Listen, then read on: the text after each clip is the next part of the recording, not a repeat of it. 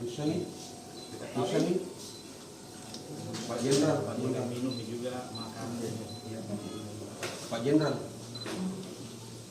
masih kenal saling Pak Wagub. Iya. Yawan, Andi. Biasanya mereka di Boya. Oh, dulu. Nanti pilih dokter, nanti dikasih dokter. Sehat-sehat. Iya. Inai. Iya, Pak. Inai. Pak Jenderal, Pak Salim Mengga. Oh, iya. Kenapa karena di kehidupan pun kesalahan pun alhamdulillah pagi-pagi sudah dilepas karena mereka siang ini mulai dikasih minum-minum, insya sore nanti makan.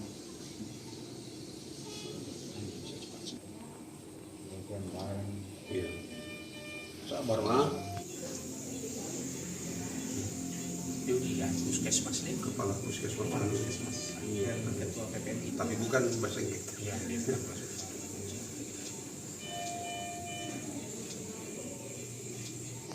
Masih ada yang minta satu. Sabar. Tidak bisa dipaksa untuk yang ketahui. Itu betul kita yang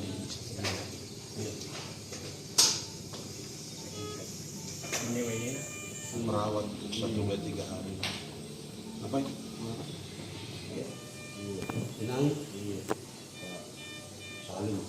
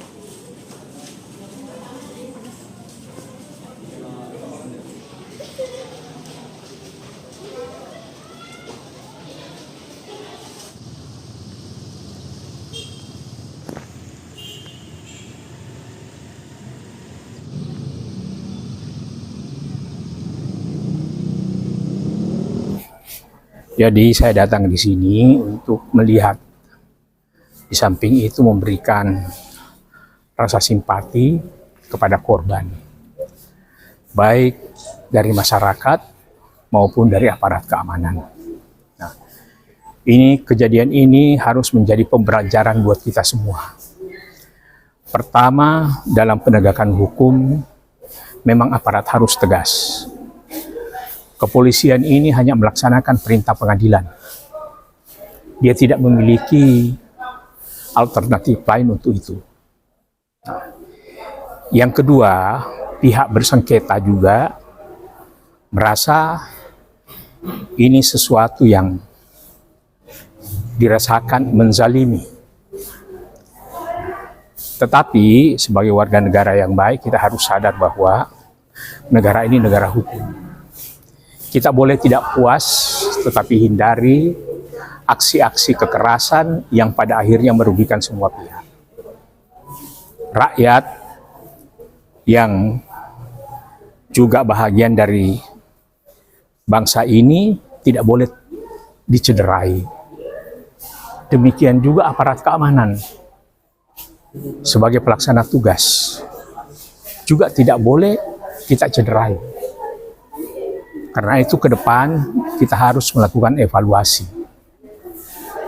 Di dalam melaksanakan kegiatan-kegiatan seperti itu, seperti eksekusi lahan, harus dilalui melalui upaya pertama, investigasi. Kemudian tawaran-tawaran perdamaian kalau masih memungkinkan. Kalaupun para pihak tidak bisa untuk dicarikan solusi lain, maka jangan menggunakan kekerasan, tetapi tempuh jalur-jalur lain yang lebih manusiawi. Sebab begini akibatnya.